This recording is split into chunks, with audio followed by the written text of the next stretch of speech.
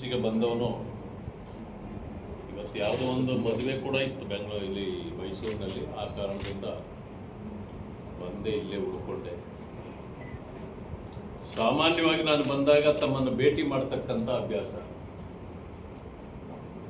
ನೀವು ನಮ್ಮನ್ನು ಮರೆತು ಬಿಡಬಾರ್ದು ಅಂತ, ಹಾಗಾಗಿ ನಿಮ್ಮ ಜೊತೆಯಲ್ಲಿ 2 ನಿಮಿಷ ಮಾತಾಡಿ ಹೋಗೋಣ ಅನ್ನೋ ಒಂದು ಉದ್ದೇಶದಿಂದ ತಮ್ಮನ್ನು ಬರಮಾಡಬೇಕು.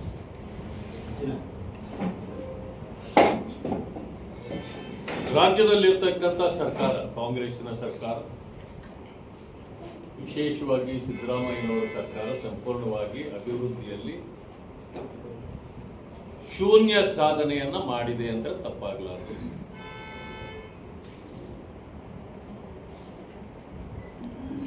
ಕೇವಲ 5 ಗ್ಯಾರಂಟಿಗಳ ಹೆಸರಿನಲ್ಲಿ 5 ವರ್ಷ ಕಳೀಬೇಕು ಅಂತಿದ್ರು, 3 ವರ್ಷಕ್ಕೆ ಮುಕ್ತಾಯ ಆಗುವಂತ ಕಾಣ್ತಾ ಇದೆ.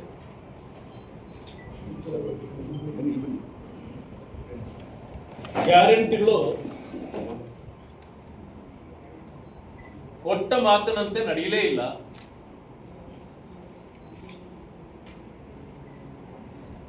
ಆದರೆ ಹೇಳೋದು ಮಾತ್ರ ಕೊಟ್ಟ ಮಾತಿನಂತೆ ನಡೆದಿದ್ದೇವೆ ಅಂತ ಹೇಳ್ಕೊಳ್ತಾರೆ. ಗೃಹಲಕ್ಷ್ಮಿ ಯೋಜನೆಯಲ್ಲಿ 5,000 ಕೋಟಿಯನ್ನು ನುಂಗಲಾಗಿದೆ. ಎಲ್ಲಿ ಹೋಯ್ತು ಹಣ ಇದುವರೆಗೂ? ಅದು ಯಾವ ದಾರಿಯಲ್ಲಿ ಹೋಯ್ತು ಅನ್ನೋದೇ ಗೊತ್ತಾಗ್ತಾ ಇಲ್ಲ. ಸಚಿವರು ಸದನದ ಸಂದರ್ಭದಲ್ಲಿ ಸಿಕ್ಕಾಕೊಂಡು ಕೊಟ್ಟಿದ್ದೇವೆ ಅಂತ ಚಾಲೆಂಜ್ ಮಾಡಿದ್ರು. ದಾಖಲೆ ಬಿಡುಗಡೆ ಮಾಡಿದ ಮೇಲೆ ಕಣ್ಣೀರು ಹಾಕಿದ್ರು. ಅದಿನ್ನೂ ಕಣ್ಣೀರಿನಲ್ಲೇ ಇದೆಯೇ ಹೊರತು ಜನರಿಗೆ ಹಣ ತಲುಪಲಿಲ್ಲ. ಈಗಾಗಲೇ ತಿರುಗಿ 3 ತಿಂಗಳಾದ್ರೂ ಕೂಡ ಹಣ ಬಂದಿಲ್ಲ ಅಂತೇಳಿ ಆತಂಕ ಪ್ರಾರಂಭ ಆಗಿದೆ.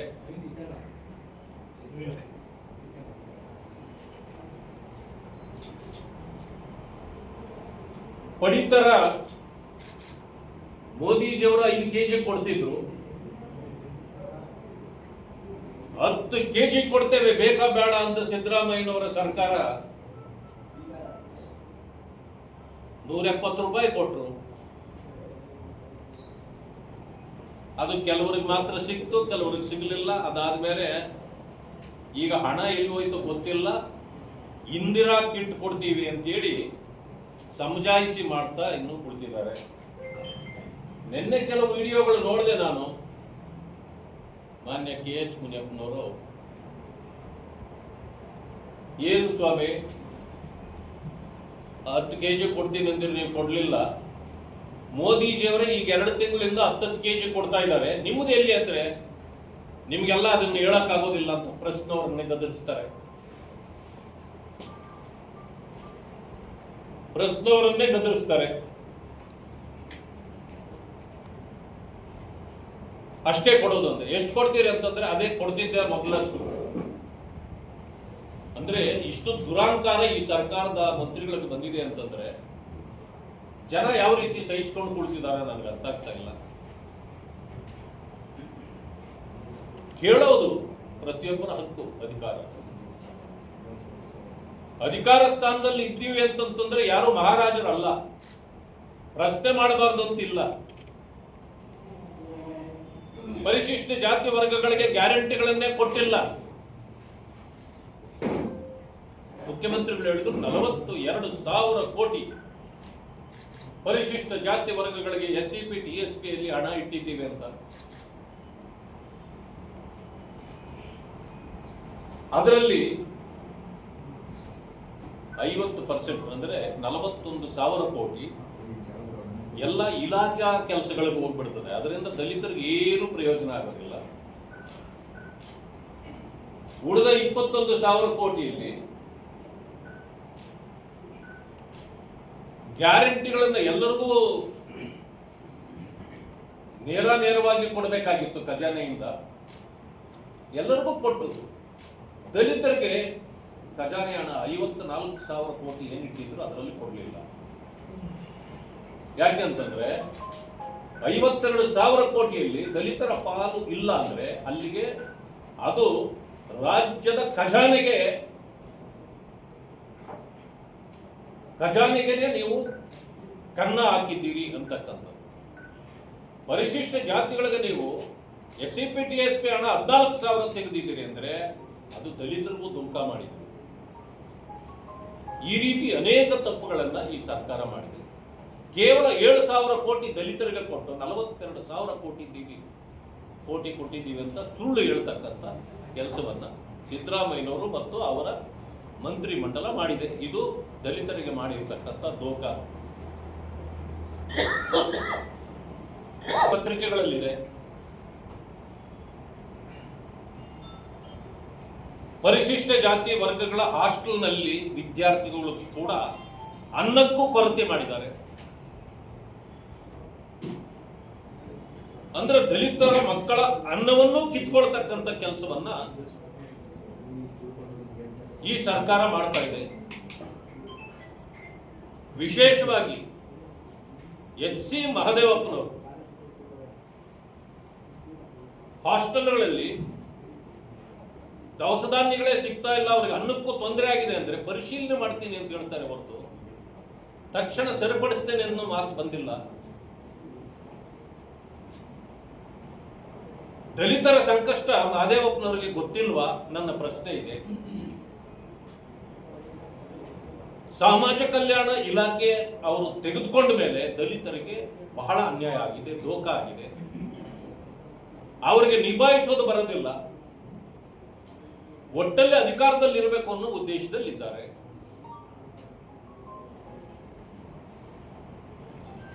ಒಳ ಮೀಸಲಾತಿಯನ್ನು ತಂದರು. ಒಳ ಮೀಸಲಾತಿಯ ಇಷ್ಟೊಂದು ದ್ವಂದ್ವಗಳಿಗೆ ಮಹದೇವಪ್ಪನವರು ಕಾರಣ.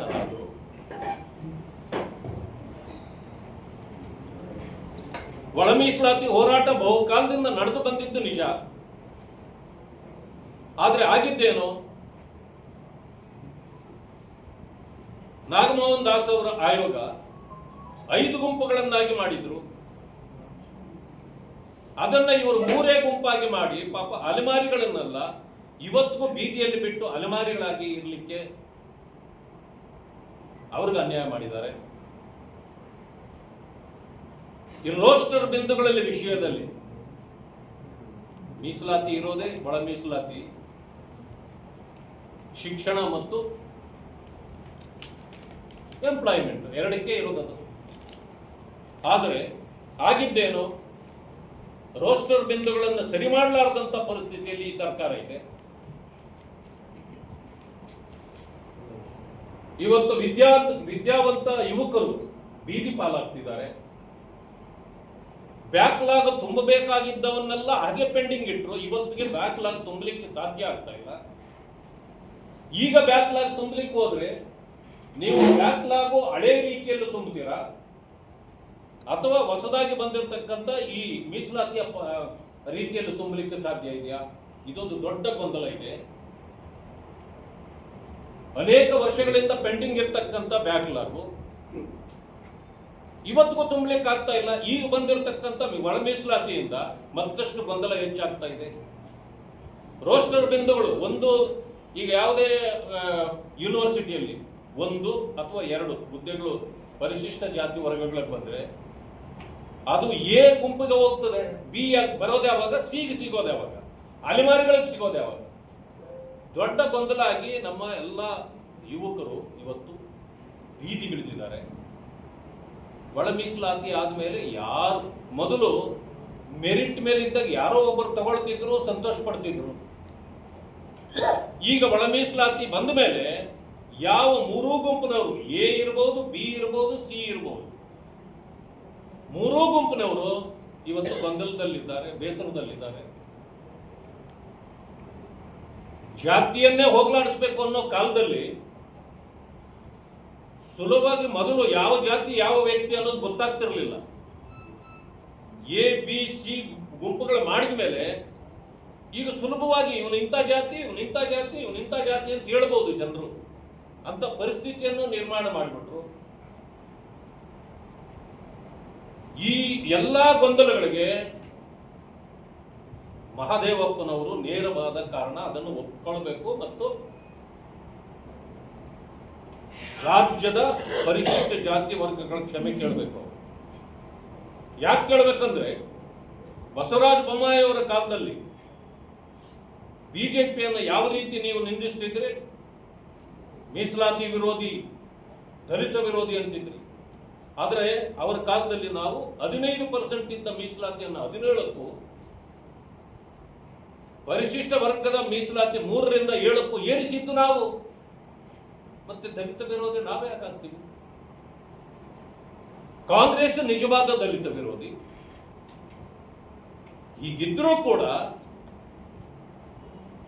ಇವತ್ತಿಗೂ ಹೇಳೋದು ಬಿಜೆಪಿ ದಲಿತ ವಿರೋಧಿ, ಸಂವಿಧಾನ ತೆಗೆದು ಬಿಡ್ತಾರೆ, ಸಂವಿಧಾನದ ವಿರೋಧಿ ಅಂತ. ಯಾವ ಸಂವಿಧಾನದ ವಿರೋಧ ಕೆಲಸವನ್ನ ಬಿಜೆಪಿ ಯಾವತ್ತಾದ್ರೂ ಮಾಡಿದೆ? ಒಂದೇ ಒಂದು ಇನ್ಸಿಡೆಂಟ್ ಯಾರಾದ್ರೂ ಹೇಳಿ? ತುರ್ತು ಪರಿಸ್ಥಿತಿಯನ್ನು ತಂದು ಈ ದೇಶದಲ್ಲಿ 2 ವರ್ಷಗಳ ಕಾಲ ಸಂವಿಧಾನವೇ ಇಲ್ಲದಂತೆ ಮಾಡಿದ್ದು ಕಾಂಗ್ರೆಸ್, ಇಂದಿರಾ ಗಾಂಧಿ ಅವರು.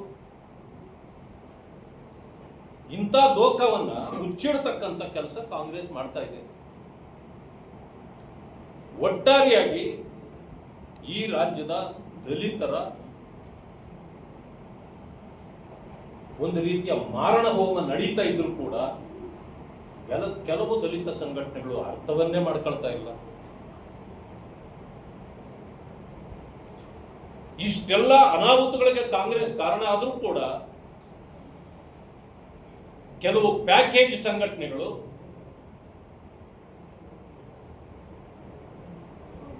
ಅವರ ಕೊಡ್ತಕ್ಕಂಥ ಕೆಲವು ಪ್ಯಾಕೇಜ್ಗೆ ಕೆಲವು ಮುಖಂಡಗಳು ಇಡೀ ಸಮುದಾಯವಾದ ದಾರಿ ತಪ್ಪಿಸಿ ಗತಿ ಇಲ್ಲದವನಿಗೆ ದೆವ್ವನೇ ಸಾಕು ಅಂತ ತಪ್ಪಿಕೊಂಡ್ರಂತಲ್ಲ ಯಾರು. ಹಂಗೆ ಒಂದು ಕಾಂಗ್ರೆಸ್ ಅನ್ನೋ ದೆವ್ವನ ತಪ್ಪಿಕೊಳ್ತಾ ಇದ್ದಾರೆ ಕೆಲವರು.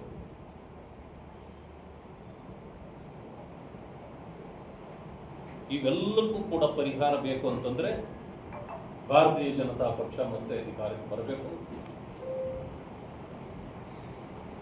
ಅದು ತುಂಬಾ ದೂರ ಇಲ್ಲ, ರಾಜ್ಯದಲ್ಲಿ ಅದು ಕೂಡ ಆಗತ್ತೆ. ಅಲ್ಲಿವರೆಗೂ ಕೂಡ ಈ ದೆವ್ವದಂತಿರುವ ಕಾಂಗ್ರೆಸ್ ಅನ್ನು ನಾವು ಸಹಿಸಿಕೊಳ್ಬೇಕಲ್ಲ, ಜನರಿಗೆ ತಿಳಿ ಹೇಳಬೇಕಲ್ಲ.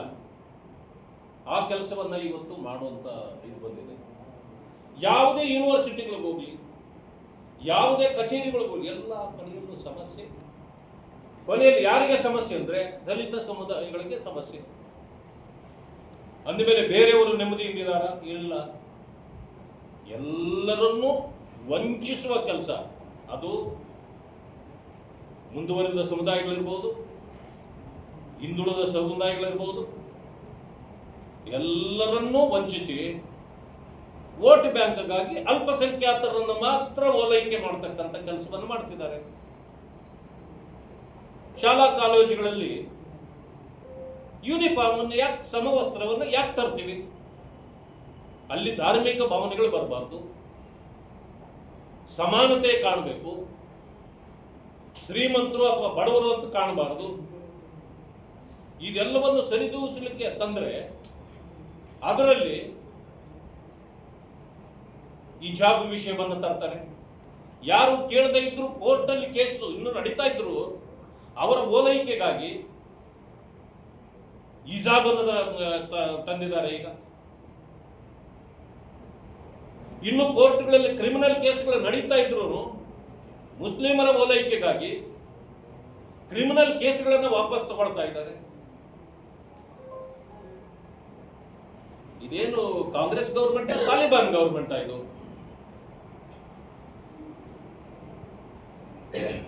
ಯೂನಿವರ್ಸಿಟಿಗಳಲ್ಲಿ ಬಂದ್ರೆ ಸರ್ಕಾರದಲ್ಲಿ ಎಷ್ಟು ಸಮಸ್ಯೆಗಳಿದೋ ಅದಕ್ಕಿಂತ ಹೆಚ್ಚು ಯೂನಿವರ್ಸಿಟಿಗಳಲ್ಲಿ ಸಮಸ್ಯೆ ಇದೆ. ನೆನ್ನೆ ಬಂದ ತಕ್ಷಣ ಸುಮಾರು ಜನ ನನ್ನನ್ನು ಭೇಟಿಯಾದರು. SC/BT/SP ಹಣ ಇಲ್ಲಿ ಇಡಬೇಕು. ಈ ಮೈಸೂರು ವಿಶ್ವವಿದ್ಯಾಲಯ 403 ಕೋಟಿ ರೂಪಾಯಿ ಬಡ್ಜೆಟ್ ಇದು ಮಾಡ್ತಾರೆ. ಸುಮಾರು 70 ರಿಂದ 80 ಕೋಟಿ ರೂಪಾಯಿ ಪರಿಶಿಷ್ಟ ಜಾತಿ ವರ್ಗಗಳಿಗೆ ಇಡಬೇಕು. ಅವರಿಗೆ ಶಿಷ್ಯ ವೇತನ ಕೊಡ್ತಕ್ಕಂಥದ್ದು ಅಥವಾ ಸ್ಕಾಲರ್ಶಿಪ್ ಕೊಡ್ತಕ್ಕಂಥದ್ದು, ಹಾಸ್ಟೆಲ್ ಫೆಸಿಲಿಟಿ ಕೊಡ್ತಕ್ಕಂಥದ್ದು ಎಲ್ಲವನ್ನು ಮಾಡಬೇಕು. ಎಲ್ಲವೂ ಕೂಡ ಕಳಪೆ ಇದೆ. ಶಿಷ್ಯ ವೇತನ ಇದುವರೆಗೂ ಕೊಡ್ತಾ ಇಲ್ಲ. ಸೋಷಿಯಲ್ ವೆಲ್ಫೇರ್ ಮಿನಿಸ್ಟರ್ ಅದರ ಬಗ್ಗೆ ತಲೆನೇ ಕೆಡಿಸ್ಕೊಳ್ಳೋದಿಲ್ಲ. VC ಅವರ ಬಗ್ಗೆ ಒಂದು 100 ಕೇಸುಗಳು ಬಂದಿದೆ ನಿನ್ನೆ ಬಂದಾಗ. ಇಚ್ಛಾನುಸಾರ ಇದು ಒಂದು ಸರ್ಕಾರ ಸಪರೇಟ್ ಒಂದು ಮೈಸೂರು ಯೂನಿವರ್ಸಿಟಿಯ ಒಂದು ಗೌರ್ಮೆಂಟ್ ರೀತಿಯಲ್ಲಿ ನಡ್ಕೊಳ್ತಾ ಇದೆ ಅಂತಕ್ಕಂಥ ಮಾತುಗಳು ಇವತ್ತು ಕೇಳಿ ಬರ್ತಾ ಇವೆ.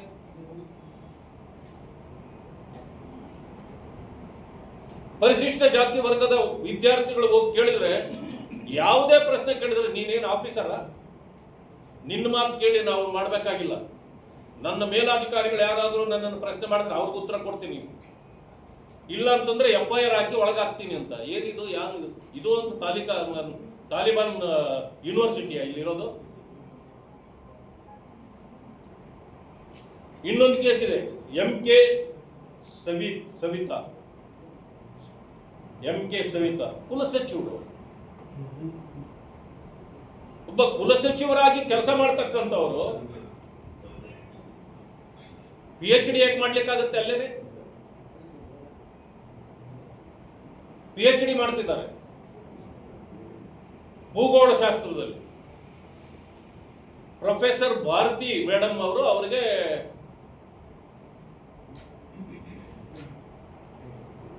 ಗೈಡ್ ಆಗಿದ್ದಾರೆ.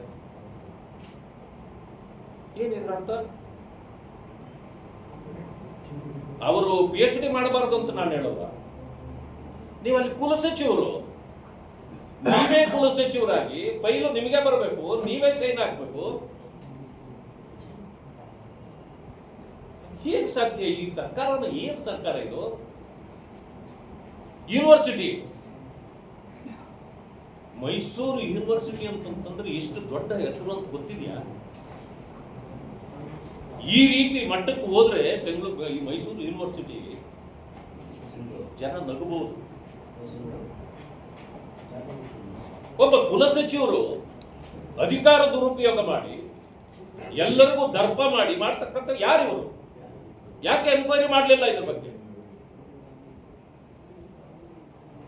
ನಾನು ಇನ್ನೊಂದು 15 ದಿವಸಗಳಲ್ಲಿ ಮತ್ತೆ ಬರ್ತೇನೆ, ಯೂನಿವರ್ಸಿಟಿಗೆ ಭೇಟಿ ಕೊಡ್ತೇನೆ, ಎಲ್ಲ ಇನ್ಸ್ಪೆಕ್ಷನ್ ಎಲ್ಲಕ್ಕೂ ನಾನೇ ಹೋಗಿ ಖುದ್ದು ಮಾಡ್ತೇನೆ. ಅಲ್ಲಿವರೆಗೂ ತಮ್ಮ ಗಮನಕ್ಕೆ ನಾನು ತಂದಿದ್ದೇನೆ. ಇವೆಲ್ಲವನ್ನು ಸರಿ ಮಾಡಲಿಲ್ಲ ಅಂತಂದ್ರೆ ಶಿಷ್ಯ ವೇತನಗಳು ನೋಡಿ, ನಿಮ್ಮ ಮಾಹಿತಿಗಾಗಿ ನಾನು ಇದನ್ನ ಕೊಡ್ಲಿಕ್ಕೆ ಬಯಸ್ತೇನೆ. ಶಿಷ್ಯ ವೇತನ ಮುಂಜೂರು ಮಾಡ್ತಕ್ಕಂಥದ್ದು ನಮ್ಮ ಕಾಲದಲ್ಲಿ 21-22ರಲ್ಲಿ ಮಾನ್ಯ ಬೊಮ್ಮಾಯಿ ಅವರಿದ್ರು, ನಮ್ಮ ಅಶ್ವಥ್ ನಾರಾಯಣರವರು ಸಚಿವರಿದ್ರು. 173 ಜನರಿಗೆ ಶಿಷ್ಯ ವೇತನ ಕೊಟ್ಟಿದ್ದಾರೆ. ಅಂದ್ರೆ ಎಷ್ಟು ಜನ ಅರ್ಜಿ ಹಾಕ್ತಾರೋ ಅಷ್ಟು ಜನರಿಗೆ ಕೊಡ್ಬೇಕು. ಸರ್ಕಾರದಲ್ಲಿ ದುಡ್ಡಿಲ್ಲ, ಯೂನಿವರ್ಸಿಟಿಯಲ್ಲಿ ದುಡ್ಡಿಲ್ಲ, ಅದರಿಂದಾಗಿ 25 ಜನರಿಗೆ ಕೊಡ್ತೀನಿ ಅಂದ್ರೆ ಇನ್ಯಾರು ಓದಬಾರ್ದ? ಇವರಿಗೆ ದುಡ್ಡಿಲ್ಲ ಅಂದ್ರೆ ಕಾಂಗ್ರೆಸ್ ಸರ್ಕಾರ 9 ಯೂನಿವರ್ಸಿಟಿಗಳನ್ನು ಮುಚ್ಚಲಿಕ್ಕೆ ಹೊರಟಿತ್ತಲ್ಲ, ಯಾಕೆ ಇದನ್ನು ಮುಚ್ಚಿಬಿಡಿ? ಮತ್ತೆ ದುಡ್ಡಿಲ್ದ ಮೇಲೆ ಯಾಕೆ ನಡೆಸ್ತೀರಿ? ಒಂದು ಹೇಳಲಿಕ್ಕೆ ಬಯಸ್ತೇನೆ ನಾನು, ಭ್ರಷ್ಟಾಚಾರ ಸಂಪೂರ್ಣ ಮನೆ ಮಾಡಿದೆ. ಯಾರು ಕುಲಪತಿಗಳಾಗಿ ಬರ್ತಾರೆ ಅವರು ವಿದ್ಯೆ ಕಲಿಸಲಿಕ್ಕೆ ಬರ್ತಾ ಇಲ್ಲ, PWD ಕಾಂಟ್ರಾಕ್ಟ್ ಮಾಡಕ್ ಬರ್ತಾ ಇರೋದೆಲ್ಲರೂ. ನೀವು ಯಾರೇ VC ಬಂದ್ರೆ ಶಿಕ್ಷಣದಲ್ಲಿ ಬದಲಾವಣೆಗಳನ್ನು ತರಬೇಕು, ಶಿಕ್ಷಣವನ್ನು ಉನ್ನತೀಕರಿಸಬೇಕು, ನಮ್ಮ ವಿಶ್ವವಿದ್ಯಾಲಯಕ್ಕೆ ಒಳ್ಳೆ ಹೆಸರು ಬರಬೇಕು ಅನ್ನೋ ಭಾವನೆ ಎಲ್ಲಿಲ್ಲ. ಬಂದ ತಕ್ಷಣ ಕನ್ಸ್ಟ್ರಕ್ಷನ್ ಸ್ಟಾರ್ಟ್ ಆಗಬೇಕು. ಆ ಬ್ಲಾಕ್ ಕನ್ಸ್ಟ್ರಕ್ಟ್ ಮಾಡಿ, ಈ ಬ್ಲಾಕ್ ಕನ್ಸ್ಟ್ರಕ್ಟ್ ಮಾಡಿ. ಯಾಕಂದ್ರೆ PWD ಇಂಜಿನಿಯರ್ ಅವರು. ಯಾಕೆ ಕಮಿಷನ್ ಹೊಡಿಬೇಕಲ್ಲ? ಇದಕ್ಕೆಲ್ಲ ಕುಲಪತಿಗಳು ಬರಬೇಕಾಗಿರೋದು. ವಿದ್ಯೆಗೆ ಒತ್ತು ಕೊಡಬೇಕು ಅನ್ನೋ ಕಾರಣಕ್ಕೆ ಬರಬೇಕಾಗಿದೆ. ನಾನು ಈಗ ಇಲ್ಲಿರ್ತಕ್ಕಂಥ ಎಲ್ಲ ಲೋಪಗಳನ್ನು ನಾನು ಈಗಾಗಲೇ ಪಟ್ಟಿ ಮಾಡಿಸಿದ್ದೇನೆ, ನನಗೆಲ್ಲರೂ ಕೊಟ್ಟಿದ್ದಾರೆ. ಮುಂದಿನ ವಾರದಲ್ಲಿ ನಾನು ನಮ್ಮ ಗವರ್ನರ್ ಅವರನ್ನು ಭೇಟಿ ಮಾಡ್ತೇನೆ. ಎಲ್ಲವನ್ನು ಅವರ ಗಮನಕ್ಕೆ ತಂದು ಎನ್ಕ್ವೈರಿ ಮಾಡಲಿಕ್ಕೂ ಕೂಡ ನಾನು ಮಾಡಿಸ್ಲಿಕ್ಕೆ ಸಿದ್ಧನಿದ್ದೇನೆ. ಇನ್ನೊಂದೇ ಒಂದೇ ಒಂದು ವಿಷಯ, ಕೊನೆಗೂ ಆನೆ ಮರಿ ಹಾಕಿದೆ. ಎಲ್ಲವೂ ಕೂಡ ಬಹಳ ಕಡಿಮೆ ಕಾಲದಲ್ಲಿ ಮರಿ ಹಾಕುತ್ತೆ. ಕಾಂಗ್ರೆಸ್ ಹೈಕಮಾಂಡ್ ಅಂತ ಅನ್ನೋದು ಕೂಡ 24 ಈ ಆನೆ 24 ತಿಂಗಳುಗಳು ಬೇಕಂತೆ ಮರಿ ಹಾಕ್ಲಿಕ್ಕೆ. ಅದೇ ಬಹುಶಃ ದೊಡ್ಡ ಇದು ಹೆಚ್ಚಿನ ಸಮಯ ತೆಗೆದುಕೊಳ್ಳುತ್ತೆ. ಬಹುಶಃ ಅದು ಮರಿ ಹಾಕ್ದಂಗೆ ಕಾಣ್ತದೆ. ಇನ್ನು ಮರಿ ಹಾಕೋದನ್ನು ಕಾಯ್ತಾ ಇದ್ದೀವಿ. ಮಾನ್ಯ ಮುಖ್ಯಮಂತ್ರಿಗಳು ಏನೋ ರಾಜೀನಾಮೆ ಕೊಡ್ತಾರೆ ನಾಳೆ ಅನ್ನೋ ವರದಿಗಳು ನಿಮ್ಮ ಕಡೆಯಿಂದ ಎಲ್ಲ ಬರ್ತಾ ಇವೆ. ಅದರ ಬಗ್ಗೆ ನನಗೆ ಬಹಳ ಉತ್ಸುಕತೆ ಇಲ್ಲ. ಕಾಂಗ್ರೆಸ್ಸಿನ ಕಥೆ ಹೆಂಗಾಗಿದೆ ಅಂದ್ರೆ, ಓದಿಯ ಪಿಚಾಚಿ ಅಂದ್ರೆ ಇಲ್ಲ ಬಂದೇ ಗವಾಕ್ಷೇಲಿ ಅಂತ. ಯಾರು ಬಂದರೂ ಅದರ ಪರಿಸ್ಥಿತಿ ಅಷ್ಟೇ. ಅದು ಇರ್ರಿಪೇರಬಲ್ ಗೌರ್ಮೆಂಟ್, ಅದನ್ನ ಏನೂ ಆಗೋದಿಲ್ಲ. ಇವರೇನೋ ರಾಜೀನಾಮೆ ಕೊಡಬಹುದು. ಡಿ.ಕೆ. ಶಿವಕುಮಾರ್ ಅವರು ಮುಖ್ಯಮಂತ್ರಿ ಆಗ್ತಾರೆ ಅಂತಕ್ಕಂಥ ಸುದ್ದಿಯೂ ಕೂಡ ಬರ್ತಾ ಇದೆ. ನನಗೇನು ಅದಕ್ಕೂ ಬೇಜಾರಿಲ್ಲ. ಯಾಕಂತಂದ್ರೆ ಈಸ್ ಆಲ್ಸೋ ಮೈ ಫ್ರೆಂಡ್. ನಾವೆಲ್ಲ ಒಟ್ಟಿಗೆ ಕೆಲಸ ಮಾಡಿರೋದು. ಅವರಾದ್ರೆ ನನಗೇನು ನೋವಿಲ್ಲ. ಅದೇ ನನಗಿರ್ತಕ್ಕಂಥ ನೋವೇನಂದ್ರೆ 78 ವರ್ಷಗಳಾಯ್ತು, 80 ವರ್ಷ ಆಗ್ತಾ ಇದೆ ಸ್ವತಂತ್ರ ಬಂದು. ಕರ್ನಾಟಕದಲ್ಲಿ ದಲಿತರನ್ನು ವೋಟ್ ಬ್ಯಾಂಕ್ ಮಾಡ್ಕೊಂಡು ಇವತ್ತು ಮಾಡ್ತೀವಿ, ನಾಳೆ ಮಾಡ್ತೀವಿ, ಇನ್ನೊಂದು ಚುನಾವಣೆ ಬಂದ್ರೆ ಮಾಡ್ತೀವಿ ಅಂದ್ಕೊಂಡು ದಲಿತರನ್ನ ಮುಖ್ಯಮಂತ್ರಿ ಮಾಡ್ತೀವಿ ಅಂತ ಹೇಳಿ ವಂಚನೆ ಮಾಡಿಬಿಟ್ರಲ್ಲ ಕಾಂಗ್ರೆಸ್. ಇದು ನೋವಿದೆ. ಆಮೇಲೆ ಕಾಂಗ್ರೆಸ್ ಅಲ್ಲಿರೋ ದಲಿತ ಲೀಡರ್ಗಳು ಇದ್ದಾರಲ್ಲ, ಒಂಥರ ಏನೋ ಶುಗರ್ಲೆಸ್ ಸೀಡ್ಲೆಸ್ ಇದ್ದಂಗೆ. ಅವರು ತಾಕತ್ತೇ ಇಲ್ಲ ಕೇಳಕ್ಕೆ ಅವರಿಗೆ. ನಾವು ಮುಖ್ಯಮಂತ್ರಿ ಆಗ್ಬೇಕು, ಇಷ್ಟು ದಿನ ವಂಚನೆ ಮಾಡ್ತೀವಿ.